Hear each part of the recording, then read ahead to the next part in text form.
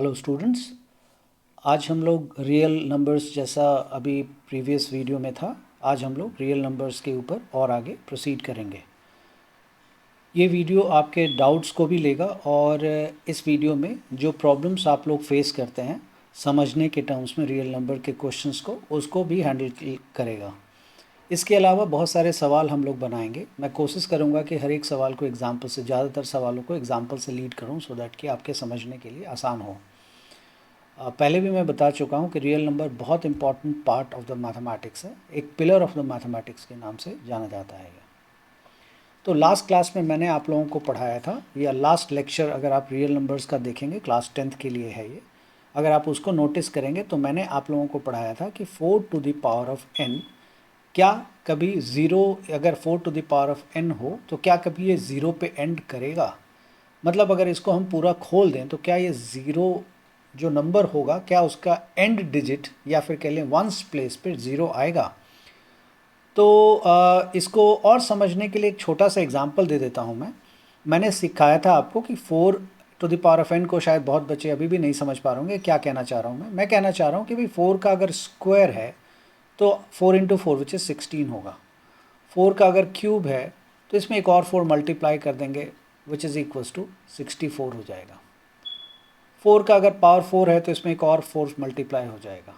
इसी तरह से अगर 4 का पावर 10 है तो क्या वो कभी ज़ीरो पे आएगा। 4 का पावर अगर इसी तरह से 20 है, 25 है, 30 है, 35 है, 70 है, तो क्या कभी ऐसा होगा कि जब नंबर पूरा खोलने के बाद, जैसे 4 का स्क्वायर खोला तो 64 बन गया, इसी तरह से 4 का पावर अगर हम कोई भी बड़ा से बड़ा नंबर ले लें और उसको पूरा जब हम पावर को हटा के नंबर्स में बना दें तो क्या ऐसा होगा कि वो नंबर का एंड डिजिट या फिर कह लीजिए वंस प्लेस पे जो डिजिट है क्या वो ज़ीरो होगा। ये सवाल था और इसको मैंने लास्ट वीडियो में क्लियर कर दिया था। आप उसको देखेंगे और आपको समझ में आ जाएगा। अब आज के डेट में मैं लूँगा 6 to the power of n, कि अगर 6 to the power of n को अगर हम खोलें तो क्या ये कभी भी एंड डिजिट इसका ज़ीरो आएगा, या कहें कि जो वंस प्लेस पे, मतलब 6 का स्क्वायर अगर हम करेंगे तो क्या आएगा 36। तो 36 में अगर मैं एक एग्जांपल दे के दिखा देता हूँ, 6 का स्क्वायर अगर करेंगे तो 36, तो क्या ये ज़ीरो पे एंड कर रहा है। ऑफ कोर्स ये तो समझते होंगे ना, नंबर एंड करने का मतलब वंस प्लेस को देख करके बोला जाता है। तो क्या ज़ीरो पे एंड कर रहा है? ऑफ कोर्स नहीं, वंस प्लेस पे इसका 6 है। 6 का क्यूब करेंगे तो 36 into 6 which is equals to 216। तो क्या वो आपको दिख रहा है ज़ीरो पे एंड करता हुआ 216? ऑफ कोर्स नहीं कर रहा है। इसी तरह से 6 का कोई और पावर चढ़ाएंगे तो क्या वो कभी भी ऐसा होगा कि लास्ट डिजिट जो है उसका ज़ीरो आए? ऐसा होगा? ये सवाल है। तो इसी तरह से बजाय इसके कि 6 का पावर 4, 5, 6, 7 कहने के मैंने कह दिया 6 का पावर n, क्या वो ज़ीरो होगा? इसको समझने के लिए मैंने जो लास्ट वीडियो में जो रीज़न दिया था वो मोर देन सफिशिएंट है, लेकिन मैं दोबारा आपको ये करके दिखा देता हूँ कि 6 to the power of n के लिए हम लोग कोई नंबर ले लेते हैं, कोई भी नंबर ले लेते हैं और देखते हैं कि कोई भी नंबर जो है एंड में ज़ीरो कब देता है।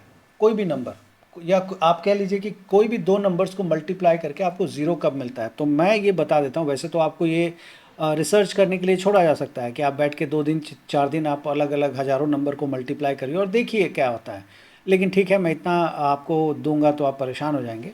तो मैं इसके लिए क्या करता हूँ, दूसरा पेन यूज़ कर लेता हूँ और आपको समझाता हूँ मैं कि किसी भी नंबर के एंड होने के लिए ना 2 और 5 इन दोनों का होना ज़रूरी है। और अगर ये दोनों डिजिट उसमें नहीं है ना, तो कोई भी नंबर हो, अगर ये दोनों डिजिट नहीं है तो कभी भी वो 100 या फिर कह लीजिए जिसके लास्ट में ज़ीरो है वो कभी नहीं बनेगा। अब लास्ट में ज़ीरो कौन कौन से नंबर का है ज़रा देख लेते हैं हम लोग। लास्ट में ज़ीरो है 10 का, तो देखिए 10 को 2 × 5 लिखें। लास्ट में ज़ीरो किसका है? 20 का है। 20 में 10 तो है, इंटू 2 कर देंगे, मतलब 2 × 2 × 5 हो गया। तो देखिए 2 और 5 है ना, 2 ज़्यादा है या 5 नंबर ऑफ 5 ज़्यादा है, उससे कोई फ़र्क नहीं पड़ रहा, वो तो और बाकायदा एक एसेट की तरह काम कर जाएगा आपके लिए। लेकिन 2 और 5 तो है ना। अब हम देख लेते हैं 30 का। 30 में देखेंगे तो 30 20 है ही मेरे पास। चलिए मैं लिख लेता हूँ 6 5 या 30, तो 2 × 3 × 5। अब आप देखें इसमें 2 और 5 है या नहीं है? है।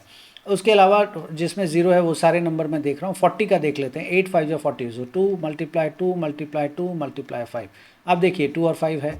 इसके अलावा 50 देख लेते हैं। 50 में 5 इंटू 5 इंटू 2, आप देखिए 10 इंटू 5 50, तो देखिए 5 और 2 है। 60 देख लेते हैं। 60 में क्या हो गया, 5 into 2 that is 10 multiplied by 6 that is 2 into 3। आप देखिए 5 और 2 है ना इन्वॉल्व। आप कोई भी नंबर आप चुन लीजिए, आपकी श्रद्धा है। आप 100 1000 2000 जो भी नंबर, 250 ले लेते हैं, चलिए 250 ले लेते हैं हम, 250। तो 250 अगर हम चुनेंगे तो 2 multiplied by 125 that is 5 into 5 into 5, ये आ गया। तो अब आप देखेंगे इसमें 5 और 2 है, तो कोई भी नंबर आप चुन लीजिए, आपकी श्रद्धा है ये, जिसके भी लास्ट का डिजिट ज़ीरो है। लास्ट का डिजिट उम्मीद है अब आप समझ रहे होंगे क्या है। आप उस नंबर को जब आप ब्रेक करेंगे, खोलेंगे पूरा, तो आप पाएंगे कि उसमें 2 और 5 का इन्वॉल्वमेंट है ही है, इसके अलावा हो ही नहीं सकता ऐसा कि ज़ीरो आ जाए। मतलब कोई ऐसा नंबर नहीं हो सकता जिसमें 2 और 5 का इंक्लूजन ना हो। कोई ऐसा नंबर नहीं हो सकता जिसका एंड डिजिट ज़ीरो है और उसको जब हमने ओपन किया, मतलब इस तरह से फैक्टराइज किया, तो 2 और 5 नहीं आया। ऐसा इम्पॉसिबल है, ऐसा हो ही नहीं सकता।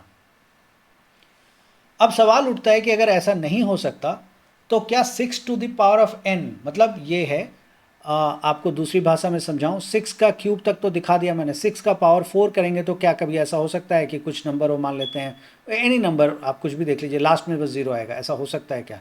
6 का पावर 5 करेंगे तो क्या ज़ीरो आएगा क्या? 6 का पावर 6 करेंगे तो क्या ज़ीरो आएगा क्या? तो ये आपसे पूछा गया, ये आपको साबित करना है।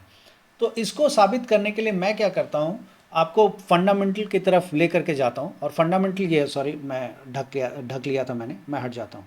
तो और फंडामेंटल ये है कि अगर आप देखेंगे तो अभी आपको मैंने समझाया कि किसी भी नंबर को अगर ज़ीरो पे एंड होना है तो उस नंबर को या उस नंबर का फैक्टर 2 और 5 होना मैंडेटरी है। मैं इसलिए झुक जा रहा हूँ ताकि आप देख सकें। किसी भी नंबर को अगर एंड होना है ज़ीरो पे तो गारंटी है कि वो नंबर का फैक्टर 2 और 5 होगा। दूसरे तरीके से अगर उस नंबर को इस तरह से मल्टीप्लिकेशन के फॉर्म में हम लिखें, जिस तरीके से मैंने 10 20 30 40 को लिखा है, तो वो गारंटी है कि 2 और 5 उसके अंदर होगा ही होगा। अब देखते हैं कि क्या 6 to the power of n में ये बात संभव है, यही चेक करना है हमें। अगर उसमें 2 और 5 आ गया तब तो मानना ही पड़ेगा कि भाई 10 तो मतलब उसमें एंड डिजिट ज़ीरो होगा। और अगर नहीं आया तो आप साफ साफ लिख सकते हैं कि नहीं पॉसिबल है ये। तो देखते हैं हम आगे। तो 6 to the power of n को अगर मुझे लिखना हो तो मैं लिखूंगा 2 multiply 3 whole to the power of n। मैंने इसको आराम से खोल दिया। प्रॉपर्टी आपको सिखाया हुआ है a into b whole to the power of n equals a raise to the power of n into b raise to the power of n। ये आपको सिखाया गया है प्रॉपर्टी इंडिसेस में। थ्योरी ऑफ इंडिसेस आप देखेंगे, उसमें ये सारी चीज़ें मैंने बता रखी हैं।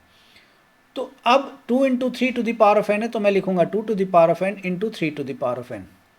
अब इसका मतलब जरा हम समझ लेते हैं। 2 to the power of n का मतलब होता है 2 multiply 2 multiply 2 multiply 2 multiply 2 multiply dot dot dot ऐसा करके। और 3 to the power of n times लिखना चाहिए था मुझे, मैंने नहीं लिखा है। और 3 to the power of n का मतलब होता है 3 multiply 3 multiply 3 multiply 3 multiply 3 multiply dot dot dot n times होगा ये भी। लेकिन हमने ये देखा है कि कभी भी कोई भी डिजिट, कोई भी नंबर, उसका अगर एंड डिजिट ज़ीरो है तो उसके लिए 2 और 5 का होना ज़रूरी है।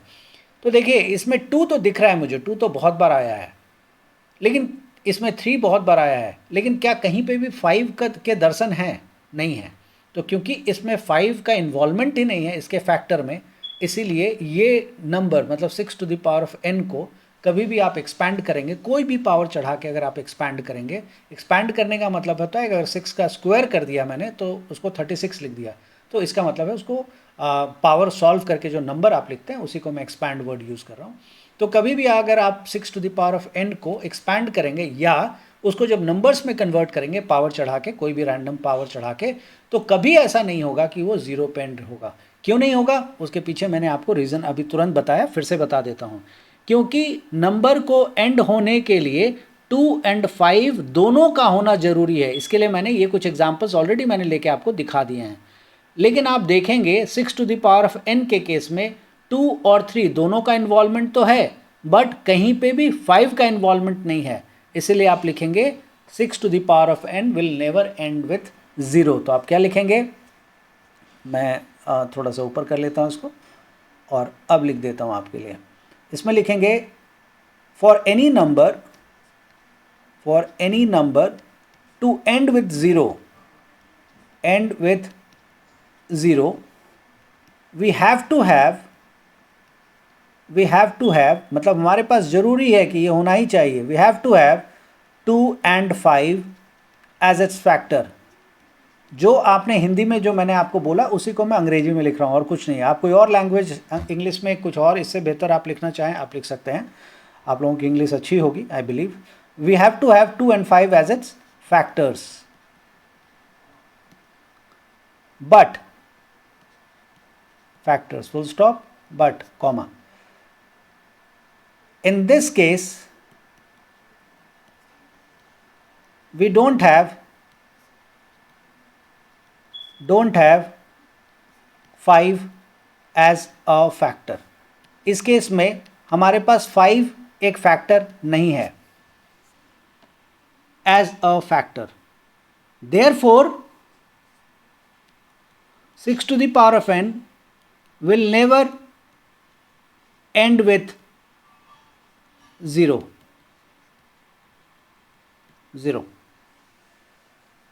Let me थोड़ा सा ऊपर कर देता हूँ।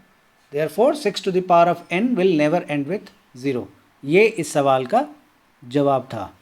और अब मुझे विश्वास है कि ऐसा कोई भी सवाल आएगा, अगर आप पुराना वाला वीडियो देखेंगे, इससे पिछला वाला रियल नंबर का जो क्लास 10th के लिए मैंने बनाया वो वीडियो अगर आप देखेंगे और ये, तो इन दोनों वीडियो में जो 2 सवाल मैंने बना दिए ये आपके लिए बेस तैयार कर देता है कि कोई भी नंबर अगर आपको देगा तो आपको इसी दायरे में सोचना है। बेसिक मैंने कॉन्सेप्ट बता दिया कि किसी भी नंबर को 0 एंड होने के लिए 2 और 5 दोनों फैक्टर होना चाहिए। आगे आप देख लीजिए, इस केस में आपने देख लिया और 4 to the power of n के केस में आप देख सकते हैं और दिखाया भी है मैंने। तो ये दोनों सवाल आपका इस तरह के किसी भी सवाल के लिए बेस मैंने तैयार कर दिया। अब आप खुद भी इस पर दिमाग लगा के 8 to the power of n कुछ भी पूछा जा सकता है, तो 8 को तो 2 का क्यूब भी लिख सकते हैं, पावर n है तो 2 इंटू 2 इंटू 2 इंटू 2 इंटू 2 ऐसा करके 3n टाइम्स जाएगा। अरे 3n टाइम्स जाए, n टाइम्स जाए, 5n टाइम्स जाए, 7n टाइम्स, उससे क्या फ़र्क पड़ता है, 5 तो आ ही नहीं रहा। तो जब 5 नहीं आ रहा तो क्या फ़र्क, मतलब फिर तो 0 आने का सवाल ही नहीं उठता। तो ये आपको देखना है और समझना है। तो चलिए इसके बाद में दूसरा सवाल लेता हूँ। दूसरा सवाल लेने से पहले मैं अब आपको सबसे पहले लेमा वर्ड के बारे में बताता हूँ। लेमा क्या होता है, LEMMA, लेमा, और एल्गोरिथम, ये 2 वर्ड के बारे में मैं आपको बताता हूँ। Algorithm, THM, algorithm. तो देखिए लेमा क्या होता है। लेमा को आप थ्योरम का छोटा भाई समझ सकते हैं। लेमा जो होता है वो दरअसल में एक इनफॉर्मल लॉजिक है। इनफॉर्मल लॉजिक, एक तो होता है कि बहुत ही फॉर्मल लॉजिक है, एक होता है इनफॉर्मल लॉजिक है कि ठीक है ये हम पहले से जानते हैं कि ये होता है। अब जैसे sun rises in the east, इसके लिए आपको बहुत कुछ की ज़रूरत नहीं है, वो आप डेली देखते हैं, यूनिवर्सल ट्रूथ है। सो आप इस तरह के लॉजिक को समझ सकते हैं। ऑल्दो ये बहुत स्ट्रॉन्ग लॉजिक है, बट ठीक है, आप इन जनरल आप इसको समझने के लिए इस्तेमाल कर सकते हैं। लेमा को का जो प्लूरल होता है वो उसको हम लोग लेमाटा भी बोलते हैं, लेमास भी बोलते हैं, इन दोनों नामों से जाना जाता है। इसके अलावा लेमा का इस्तेमाल हम बड़े बड़े थ्योरम में आप ऐसे समझ सकते हैं कि ये स्टेपिंग स्टोन है। लेमा जो है स्टेपिंग स्टोन है थ्योरम्स के लिए। थ्योरम को प्रूव करने के लिए हमें बहुत सारे लेमास की ज़रूरत पड़ती है। बहुत सारे लेमास जब आपस में मिलते हैं या बहुत सारे लेमा की ज़रूरत पड़ती है एक थ्योरम को प्रूव करने के लिए। आप कह सकते हैं कि एक प्रूवन प्रोपोजिशन है, मतलब पहले से प्रूव्ड है, इसको आपको कोई छेड़छाड़ नहीं करना, ये तय है कि ये सही है, जो आप लिख रहे हैं वो सही है, बट छोटा सा चीज़ है लेकिन वो सही है। उसका इस्तेमाल आप नेक्स्ट स्टेटमेंट को प्रूव करने के लिए करते हैं। तो थ्योरम बड़ा सेगमेंट होता है जिसको प्रूव करने के लिए हमें बहुत सारी चीज़ों की ज़रूरत पड़ती है। लेमा ऑलरेडी प्रूव्ड एक छोटा सा सेगमेंट है, छोटा भाई है थ्योरम का, आप ऐसे समझ सकते हैं इसको। इसके लिए मैं अलग से एक वीडियो जरूर बनाऊंगा जिसमें पैराडॉक्स, लेमा, थ्योरम, प्रोपोजिशन, इन सब के मतलब एग्जाम्पल के साथ मैं लीड करूंगा, आप उसको रेफर कर सकते हैं। अब मैं लेमा किक से बाहर आकर के अब मैं एल्गोरिथम की बात करता हूं कि एल्गोरिथम किसको कहते हैं। तो एल्गोरिथम के लिए मैं क्या करता हूं, एक बेसिक सा एग्जांपल लेता हूं चाय बनाने का। मेकिंग अ टी, इसका मैं एक बेसिक सा स्ट्रक्चर तैयार करता हूं कि चाय कैसे बनाई जाती है। तो चाय बनाने के लिए जो सबसे पहला स्टेप है वो ये है कि आप दूध, टी, वाटर, अगर आप पानी डाल रहे हैं तो, शुगर, लाइटर, सॉसपेन, इन सबको इकट्ठा कर लेते हैं। ये पहला काम है आपका। इसमें अपना अपना तरीका हो सकता है, लेकिन मैं आपको एक जेनरिक आइडिया दे रहा हूँ सिर्फ समझाने के लिए। दूसरा काम है, आप गैस को जलाते हैं। You just lit the gas using lighter का इस्तेमाल करके आपने गैस को जलाया। तीसरा स्टेप है इसमें, उसके बाद आपने सॉसपेन को चढ़ाया विथ वाटर, अगर आप पानी डाल के बनाते हैं तो उसको आपने गैस स्टोव पे डाल दिया, ऑन गैस स्टोव। उसके बाद गैस स्टोव पे चढ़ाने के बाद उसको आप सिम मतलब वो बबल आने देते हैं। खैर वो लिखने की ज़रूरत नहीं है कि बबल आपको आने देना है। उसके बाद आप उसमें मिल्क मिलाते हैं, add milk. After some time, after water starts boiling. मैं चाय नहीं पीता, इसलिए मैं, हो सकता है कि जो स्टेप्स लिख रहा हूँ वो बहुत सही नहीं हो, लेकिन आप मेरे मकसद पे जाइएगा बजाय इसके कि आप मेरे चाय बनाने की कमियों को उजागर करें। उसका कोई फ़ायदा नहीं है। बनाऊंगा तो मैं फिर भी नहीं, तो इसलिए, और ना पीता हूँ इसलिए मैं बना भी नहीं सकता।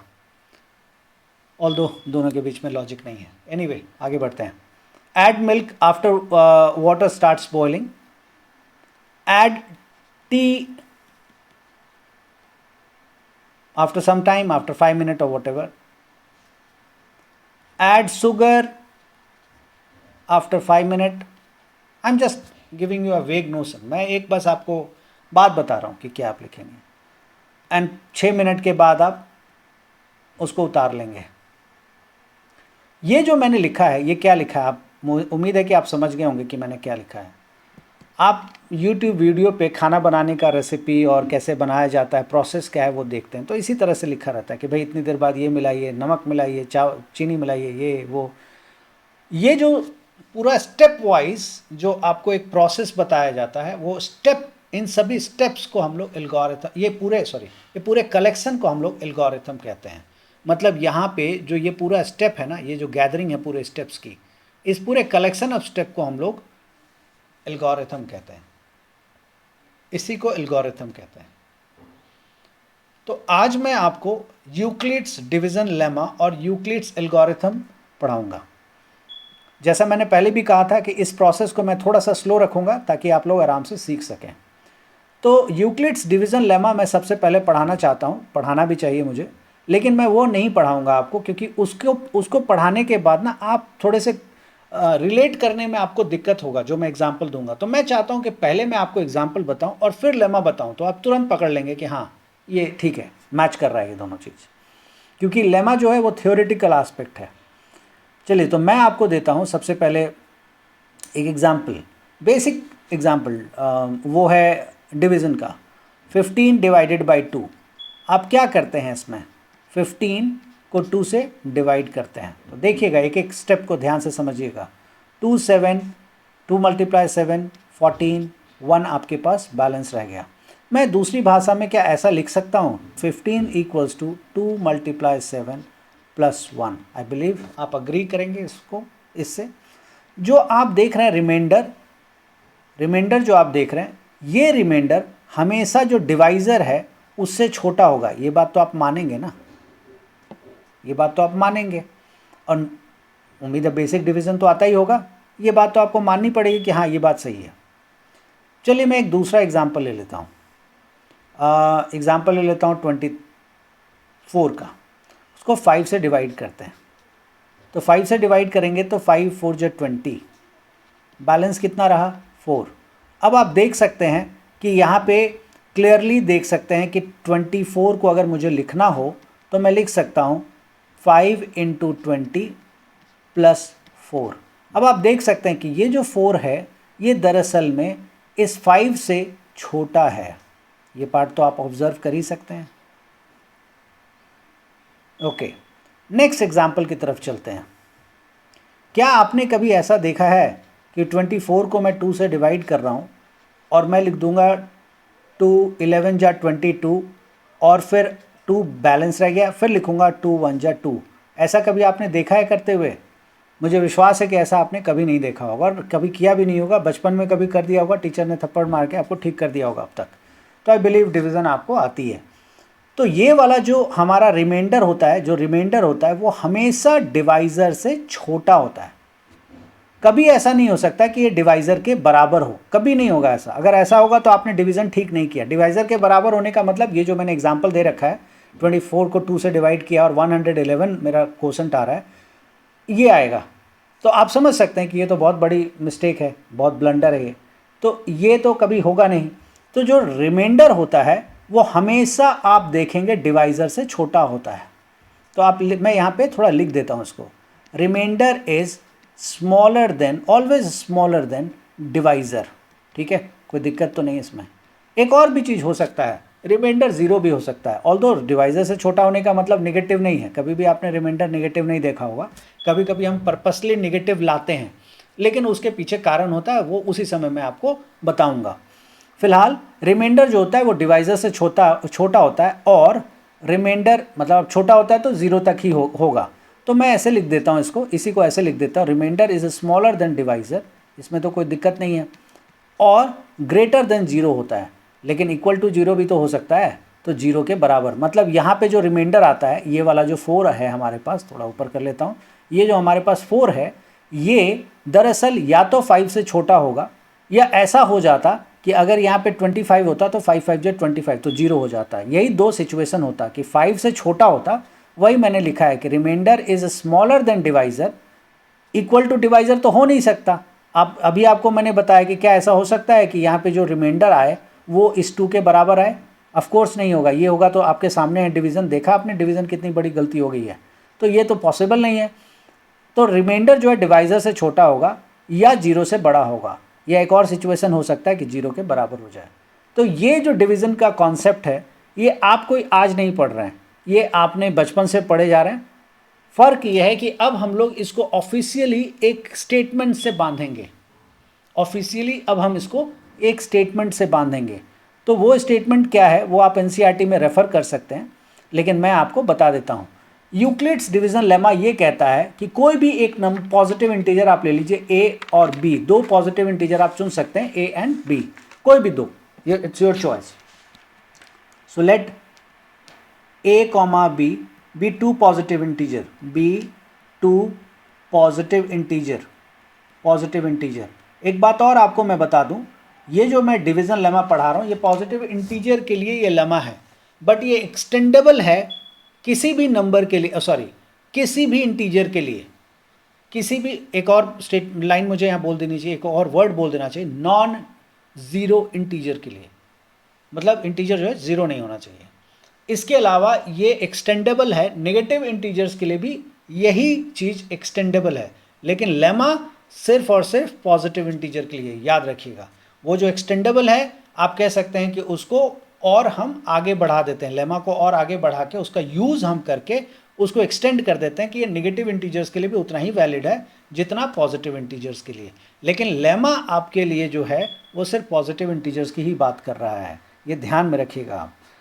ओके, मैं आपको ओके मैं आगे बढ़ता हूँ। a एंड b भी 2 पॉजिटिव इंटीजर्स, 2 पॉजिटिव इंटीजर्स हैं, और कुछ इस तरह से कि a is greater than b, a जो है b से बड़ा है।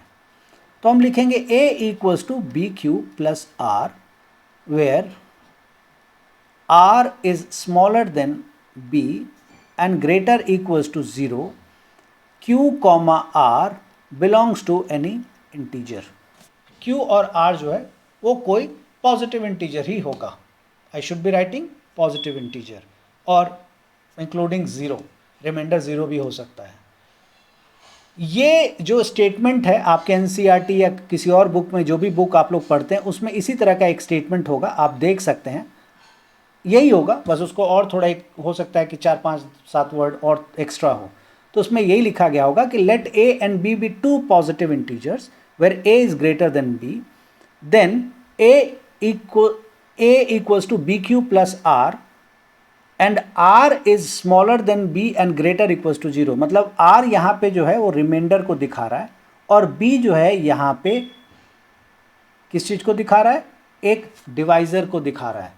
तो r और b दो के दोनों पॉजिटिव इंटीजर होंगे, नॉन ज़ीरो पॉजिटिव इंटीजर होंगे, और यही स्टेटमेंट आप अपने बुक में देखेंगे तो यही स्टेटमेंट आपको मिलेगा। तो ये जो स्टेटमेंट है, इस स्टेटमेंट को हम लोग लेमा कहते हैं, और स्टेटमेंट को फॉलो करता हुआ जो स्टेप्स होता है उसको एल्गोरिथम कहते हैं। तो बस यही फ़र्क है लेमा और एल्गोरिथम में। बहुत बार बच्चे लेमा और एल्गोरिथम में फ़र्क नहीं कर पाते हैं।